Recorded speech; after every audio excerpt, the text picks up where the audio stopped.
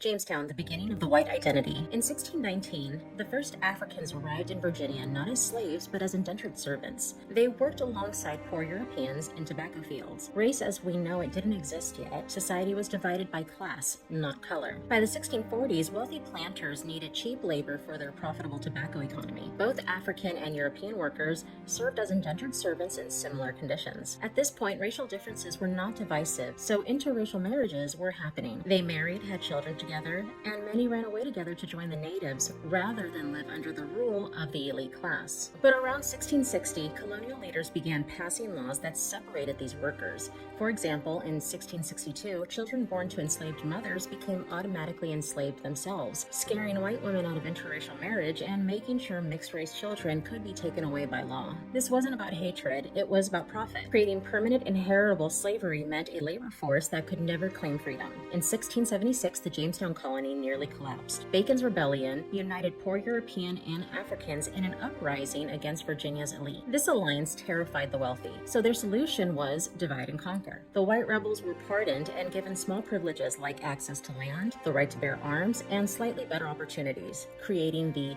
wages of whiteness. The African American rebels were punished, and the punishment was enslavement. But relying on the enslavement of quote-unquote criminals was not nearly enough. So by 1705, Virginia codified a racial hierarchy, formally inventing the legal category of white people, with rights denied to black people, such as human rights. Poor whites were given just enough to side with the elites against their former allies and neighbors. By the way, at this time the white folks weren't yet called white.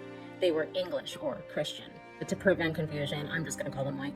Bacon's Rebellion showed elites that class solidarity was their greatest threat. So they manufactured racial division, and America's system of racism was officially born. Understanding this history reveals the truth, that race wasn't natural or inevitable. It was invented to divide working people and protect elite power, which was and largely remains white. When we understand how these divisions were created, we can begin to imagine how they might be undone.